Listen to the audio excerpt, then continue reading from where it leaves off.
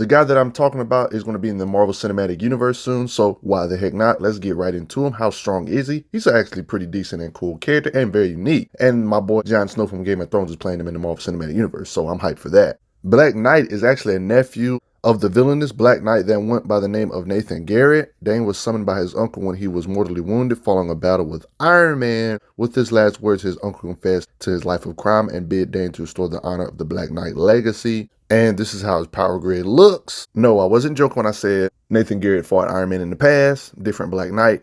Kinda cool if you think about it, you know? Nathan Garrett, the supervillain as Black Knight, might I add, was actually pretty smart. He got some ideas by looking at this winged horse statue, so he decided to go somewhere else. Seemingly with almost unlimited time, started one of the most strangest experiments. Rents a deserted castle. The days turn to weeks to months, and still Garrett works, conducting countless genetic experiments until he has a genetically modified horse, constructed a knight's armor, and made a versatile weapon, the Power Lance. Oh yeah, here's another panel of the lance. It states it contains every type of battle device I might ever need. A 45 caliber machine gun is mounted in the control handle of my lance. Flame shooter out of his lance. But I'll go back to that later. Yeah, he's fought the Avengers himself, so like Giant Man, for example. But here's the thing. Nathan was the only family Dane had. He left Dane with everything he had owned. But the thing about Nathan, he was one of those villains that regretted it all and made Dane swear to use these gifts or weapons and stuff for good. Basically what I just said, you must swear to use my researchers for good as I use them for evil. And that's when he said, I swear, uncle. That's when he came across all his gear.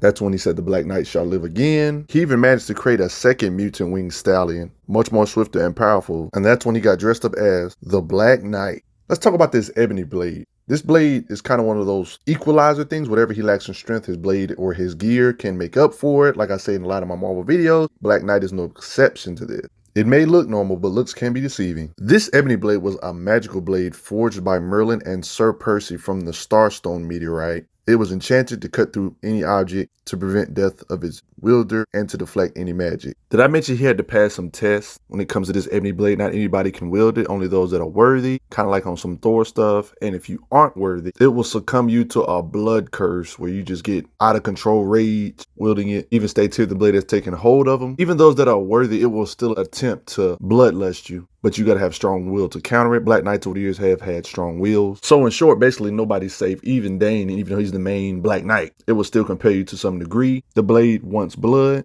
The Ebony has had a statue curse briefly before the blood curse. The Black Knight of that era would turn into a statue of the same enchanted metal as the blade if the Ebony Blade ever tasted blood. But that curse was replaced with the blood curse after Sir Percy's spirit was transferred into the blade, making their lives easier. Heck, even every Black Knight of every era basically, except for Sir Percy and Dane, have been killed as a result of the bloodlust. The rare times Dane is possessed or cursed by it, his mind can't really be read. His mind is blocked due to this, like a dark smoke. Times when it reacts, activates instantaneously after taking blood, gives the owner the curse of something similar to Warrior's Madness. Hey Thor. The Ebony Blade priceless weapon able to cut any mortal substance, but the price is high. It carries a curse that descends upon its owner should the sword draw blood. The curse of Warrior's Madness or worse. So as good as this blade is, it does have its caveats. He has moments of weakness like anybody else where your mind or mentalness is weak or you're having a mental breakdown. It can succumb to you this way as well. Just like it did to Dane, the main Black Knight. And of course, he cannot destroy the blade just because he feels like it. It's one of those indestructible type weapons, you know what I mean? Get out my way, Hawkeye. Oops, my bad, guys. Let me get back to it. Let me rewind right back to what I already said, but let me just show you with visuals. You guys already know how I said earlier, you have to be worthy to wield this blade. Not only that, you have to be worthy enough to even get it out the stone in the first place. Thanks to all the mystical properties. Remember the stuff I told you earlier about him going to the castle that was left to him, started exploring it and etc. Ebony Blade was there. Very mystical place. It was like a ghostly Black Knight, you know, not him. This is like him without no outfit on, looking at a spirit type of ghostly knight, telling him he is the original Black Knight, Sir Percy of Scandia. That's when he explained that Dane comes from a long legacy of Black Knights across history. So this ghostly being you see right here is the original Black Knight. Then they say a lot of cryptic stuff like always, I am every man. But most of all, Dane Whitman, I am you. And of course, this is where he proved he was worthy of the Ebony Blade. He explained, try to pull the sword, because not even his uncle was worthy enough to do this. That's why he was wielding the other type of weapons. Yes, his actual uncle that died in the fatal wound with Iron Man was not even worthy of this. That's why he was using the power lance and stuff like that. You know, he's different than him, you know? And that's when the test happened of him fighting this giant creature to even further prove his worth. To battle with the Ebony Blade, might I add. Creature cannot be reasoned with, landed a decisive hit to finish it all off. That's why he's the true Black Knight, because he's worthy. Can't wait to see this live action. He's even had other gear over the years, but I'm gonna get to that later. When it comes to his intellect, even Doctor Strange liked to consult with him about magical stuff because he is in that magical nature too, thanks to the Black Knight, mystic, powered weapons and things like that. Literally, magic is all Doctor Strange is, but yet he wants to know the opinion of Dane, letting you know that he might know something that Doctor Strange doesn't know, even though he's the freaking sorcerer. Dane is magical, has magical elements, but he's not like a full-blown sorcerer doing hand signs and stuff. He reverse engineered some ships one time so younger folk can use them. Hank is even impressed by him at the fact that he can rebuild broken or destroyed Avengers equipment. They even stay here. He did something that's not his specialty. Biotechnics is not his specialty, they say. There's a time when he was an Avenger. Yeah, that's kind of cool. Hopefully they do this in live action. He was running tests on different Avengers. He's an asset in a lot of different ways. Does the same thing to characters like Wasp and Captain Marvel to help them understand their powers. Spectrum, for example, you know, but she was called Captain Marvel, you know what I mean? It's always smart to understand the weapon you're using. I mean, he even ran tests on the Ebony Blade to further his knowledge on the enchantments and things of that sort, how it absorbs energy. Oh yeah, it can absorb energy, by the way. It even states here, but however, I can't figure out if that's physical property of the metal or due to some kind of mystical enchantment. Trying to figure out the ups and downs. They even state here the stuff I stated earlier. The sword was forged from a meteorite by the ancient sorcerer Merlin, and he put it through all sorts of spells to make it invincible. He is smart, but he's not saying he's the smartest ever. He even admits Tony Stark is smarter. You know, just to give you an idea, but he's still smart though, right? Helpful aid yet again. It took Dane less than 2 days to get it flying again. They're fixing stuff that they use. Black Knight even developed a power harness I've added to our diving gear, will enable us to function under high pressure conditions and provide propulsive force as well. This is where he used traverse the area, the atomic steed, you know what I mean? Because he's always used to riding horses, so this is kind of like his horse, I guess. And this is the controls of it. You know, it kind of gives him that old school feel of riding a horse. And it can function underwater, so very convenient. Underwater mission. You're probably thinking, man, he lame without his weapons. Well, don't sleep on his strength though, or skill for that matter. I mean, heck, he even disarmed the unsuspecting Thor. Without no gear on, he just straight up overpowers somebody that's bigger than him. You can see the size difference. He beat up a fawn one time, a part goat, part human type being. See him using his power lance right here. He can use shields. That's the classic old school type of weapons like shield bash. Does this to kill a Shrike, who is a military man turned mercenary. Respect how you can just carry beings with one arm. He does this to Great Gargoyle with a punch. No weapons. Are we just going to ignore that he KO'd Kang the Conqueror? He was depowered, evidently. When you're strong enough to accidentally KO folks, you know you're strong. His armor even adds to his durability. He took an attack from this giant stone giant being. He was in between the blast of 2 rockets and was fine. Endured several punches from Mr. Hyde. His different armors, like his standard armor makes him okay from dragon fire, like literally unscathed. Avalon armor makes him unscathed from Killer Strike's titanium claws. See that cut? Ate it. His fighting speed has to be competent. He doesn't exist in Marvel after all. Like quick enough to avoid Hawkeye's arrows, for example, in the scuffle with the horse. Dodges attacks on plenty of occasions, showing his agility. Blocks a blast from Moonstone, like a laser, like literal lasers. Dodges magical blast, not even armored up. Dodges blast from Cersei, as you can see. He has some decent combat speed. Even blocked some rocks thrown by Magneto this one time with the Avengers and stuff and etc. Even fast enough to deflect missiles, fighting speed. Heck, he even saved Spider-Man this one time. Avoids blast from Kang the Conqueror, being that's very powerful. Deflects a ray blast, like he's consistently deflecting lasers. Even blocks a blast from Yellow Jacket. You might as well not even shoot energy at his sword. I mean, come on now, Ebony Blade. Skilled enough to hold his own in a 3-way sword fight. Deadpool was in this 3-way sword fight, might I add. Can you respect it? Being able to keep up with his fighting speed, combat speed, swordsmanship, showing that I definitely disagree with his strength rating on the Marvel.com Power Grid. Blood Wrath was a part of this too. I definitely think he physically has been in Super Soldier tier range, to be able to hang with these guys, so I disagree with him having a 2 on the Power Grid on Marvel.com. Like I said, that stuff ain't Bible anyway. He even gets the upper hand over Gargoyle, the chief of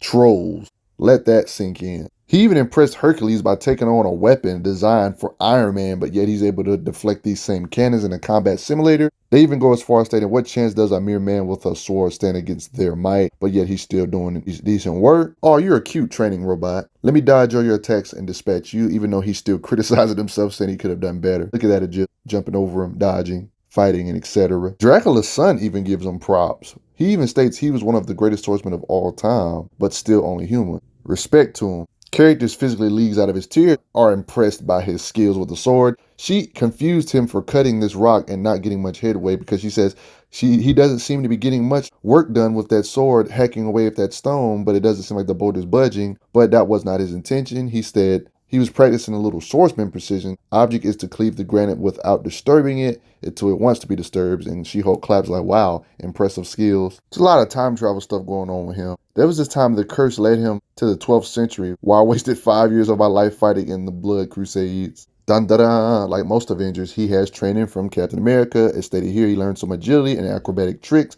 from Captain America. Even stated here, long story short, a guy who showed me moves that haven't been invented yet, in other words. Taught by Captain America, pal. He even regularly spars with him, keeping up with his combat speed and etc. They even go as far as saying every Wednesday morning at 10 a.m. in the combat simulation room in the sub-basement of Avengers Mansion, one of the world's greatest fighting men holds a private class of unarmed and freestyle sparring. Captain America gives him props too. He says his military tactical sense is second to none on the team. His sword absolutely refuses to kill Dane Whitman, aka the true Black Knight. You ain't gonna kill him with his own weapon, buddy. Nice try. The blade is mine, no one else's. It won't even let him stab him even though he's above him. It knows it's his master. They're trying to kill him. No, sir. It just don't work like that. It knows who it truly belongs to throughout the different adventures. So a good strategy would to be to separate this blade from him, right? Because it is a blade. It's not like it comes to him like Mjolnir, right? Or does it? What if somebody throws the blade to another dimension? Would that work? Kane once sent the blade to the 40th century one time. Black Knight was able to use an enchantment to go there and get it. Their enchantment between one another, because they are one, stated here. Is this the 40th century? Like, it literally bridges the gap between the two because they cannot be separated. They are one. Throwing it into another dimension will not seem to work. If somebody else is about to kill with the blade or use the blade, it can just vanish in the mid of combat and he got the blade back to attack. Even when he was trapped in a containment pod one time while being trapped, teleports the blade to him to help himself escape. Nice try. But it does have its limits. Like, for example, the blade can't go to him while in a force field. They had to get the force field deactivated for it to come to him. So, it's not absolute. So there is a way to contain him, Thanks to this sword, he's immune to Great Gargoyle's stone touch. He tried to turn him into stone. Nope, no transmuting here because of the mystical elements of that. Straight up transmutation in general probably would not be the best idea. It even states here, by the fourth host, my powers have no effect on it. Merlin's sword. No, I wasn't playing about energy absorption. It even absorbed a blast from freaking Zeus, a Skyfather, and then redirects it back, thanks to magic. Even he was unsure of it. He would say, I wasn't sure if my sword's enchantment was strong enough to absorb the thunderbolts of Zeus. It states here, question, can Big Red stand up to his own punishment? In an occasion with Vision, he even absorbed Vision's solar blast. I mean, think about it. If he can do this to Zeus, he should be able to do it to Vision. Then sends this said blast back. Vision even stated here he would have died and would have been incinerated by the blade's redirection of my own solar blast if it wasn't for it. I think it's safe to say Black Knight, thanks to his gear and stuff, he can fight beings out of his tier thanks to his magical artifact. Vision can't even phase through it any longer, this blade. And yes, he has gotten a battlefield with Wolverine. His sword can clash with the adamantium claws. Even states that thrust should have cut right through your pick sticker. This weapon can match adamantium. Thanks to our forgery from Merlin, can cut through Iron Man's armor. Does this to this android. Slice. Tyr can cut through any substance. Can slice through 8 centimeters of steel, slicing through walls. What's up with all these Kang encounters, bruh? Well, I guess they do a lot of time travel and stuff. Even destroy Kang the Conqueror's force field more than once. I guess magic is a perfect counter for science because Kang is all about that science, though. Destroys an Atlantean cannon, single sword slice. Spectrum was in like this Olympian prison designed to hold her, but he was able to break through it to free Spectrum, breaking Olympian weapons with his weapon. Better than the average Olympian weapons, too. Even cuts past Fire Lord's fire, like it literally splits it, like a hero of God. You know what? Rips the crimson bands of Sidorak with this sword. Yes, guys, it's official. Black Knight belongs in the tier with Wolverine, Red Hood, Black Panther, characters that have weapons that allow them to fight or fatally wound top tiers. Black Knight belongs with these guys as well, even though they're physically not on a Hulkish tier or Thorish tier. Their weapons make up the balance completely, and they can do stuff or hang with beings way out of their class of physical strength or output just from their gear and etc. This happens a lot in comics. This is not nothing new. Welcome to that club, Black Knight.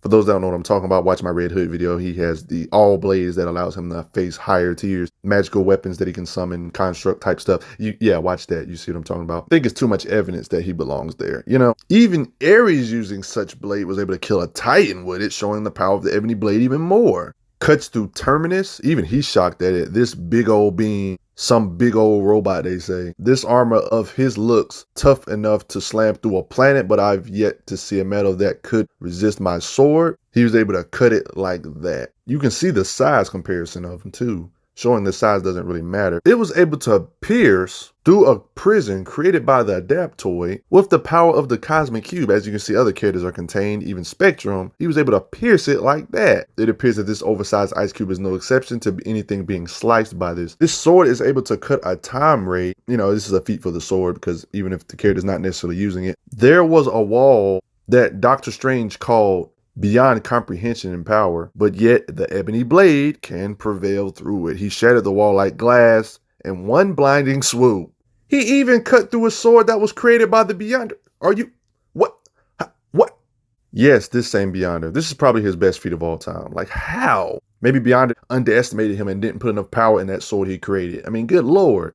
But no, I'm not saying it's Beyonder tier for that. But I'm just saying, like, maybe Beyonder made a sword that didn't have as much power as it should have and underestimated him, and that's how he got cut. You know, I think he underestimated the power of the Ebony sword. You know, there's this one time the Ebony Blade was stolen, and the Black Knight used the false blade for a little while in comics because the real Ebony Blade was in Wakanda. I mean, it's cool, but not like as good as the Ebony Blade. It's good enough to make shockwaves on the ground. The false blade still was able to slice through dimensional barriers, so it still should not be slept on. Like, if you put him in the hyperbolic time chamber and destroyed the door, he can just slice through the dimensional walls and get himself free. It's almost like you can't really imprison him in the Phantom Zone, I would assume, or something. Or the Negative Zone, a whole nother dimension prison, you know? Just slice his way out, right?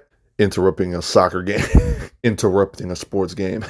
It's even strong enough to slice and dice mindless ones, so that's awesome. But let's get out of this weapon, though, because he eventually got the other weapons back. But let's go to his power lance. You know, the same power lance that his uncle used because he wasn't worthy of the Ebony Blade. It has an assortment of things like bug spray, flaming discs against Iron Man. These bolas, you know, fight with Iron Man back in the day. They can hold Giant Man, can even knock a hole in an aircraft with the blast power, or even shut down an old Iron Man armor. It's disrupting the circuits within my armor. Ionic energy from my omnipotent lance, even though it's not omnipotent, but you get the idea.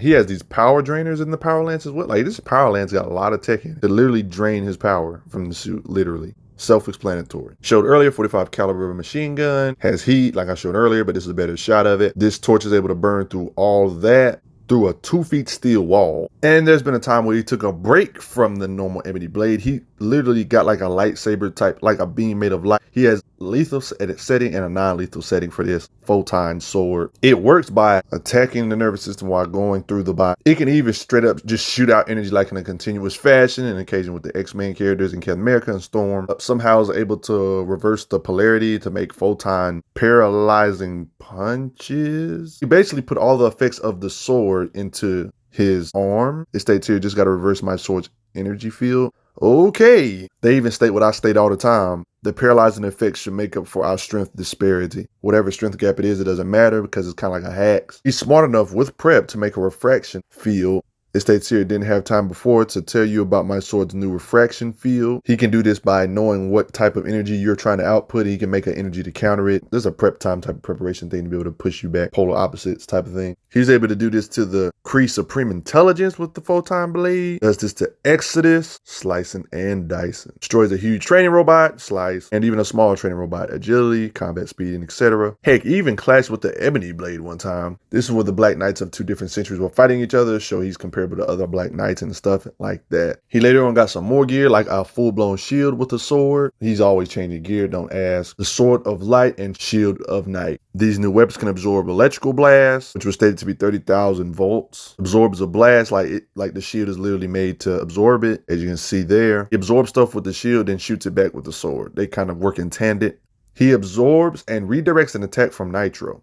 KOs him with it. You're playing with the big boys now. Absorbs and redirects energy from X-Ray, and even Dragonfire is not safe. He can absorb and redirect that, fighting bigger creatures than himself. Absorbs the impact of Bulldozer, and channels it to the Sword of Light. Even Malekith is impressed by the shield. Respect the Shield of Night. It even states here, forged armor is well made, Sir Knight. He even absorbed repeated attacks from Hamdal's sword and channels it back at you. Then there's this thing known as the Brazer of Truth. Whenever he wants to, he can use this brazier to call upon the first Black Knight, consulting him, get him wisdom. He just has to light it, you know? Wouldn't it be cool to be able to talk to dead folks? I'm not gonna lie. Especially people you miss or ain't seen in a while. There's been times when Dane has summoned him and he immediately knows why he's summoned and tells him immediately how to free the Ebony Blade on this occasion. He wanted to free the Ebony Blade, so he asked for advice, stuff like that. This Spirit Black Knight even showed what King and the Grandmaster have done to the Avengers. So it looks like he got like some form of premonition type stuff or supernatural elements, you know? It's like a crystal ball.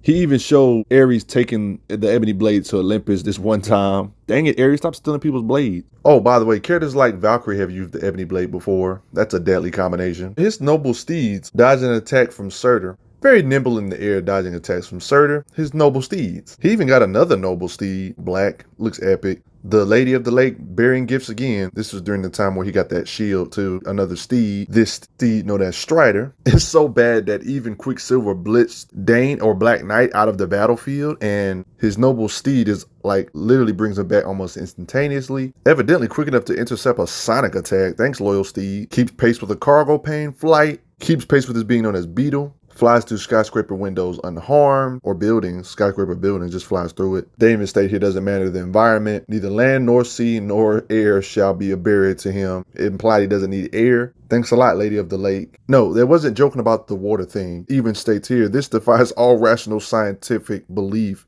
That's what happens when you have mystical stuff involved with your story. He's actually willing to kill too. Well, he is a knight. He has a sword, right? By the way, he has two identical castles, one in the US and the other in London. He's also one of the first Avengers to set foot in Wakanda. Jarvis is nice enough to take care of his horse when he's away though. No matter how they decide to have his armor look, all of them are pretty freaking durable. Physically pretty safe in the super soldier tier when it comes to strength and fighting speed, but these performances right here that concrete him in that super soldier range is being able to keep up with Captain America, meaning that his reflexes should be massively hypersonic. But he can kind of jump tier thanks to his weapons that allow him to ignore durability. He can fight on par or give issues or harm issues with ridiculous durability in the black hole ranges, even cutting through Kang the Conqueror's force fields on more than one occasion, even clashing with some of the most overpowered metals of all time in Marvel, like Adamantium from Wolverine, proving his skills even more and how deadly this blade is. For people that don't read Marvel, it's hard to believe that a simple blade can make you be able to harm beings as powerful as Thor or the Hulk or etc. But that's how Marvel is. It even clashed with the poster boy metals, Adamantium. What can I say? And since it's his standard gear and he can summon it at will, it's kind of like a part of him. You can't even throw this sword to another dimension. He's going to go to it in another dimension if you throw it there. So it's literally, you cannot separate it from him. So it's really a part of him when it comes to standard gear. Him and the sword are one.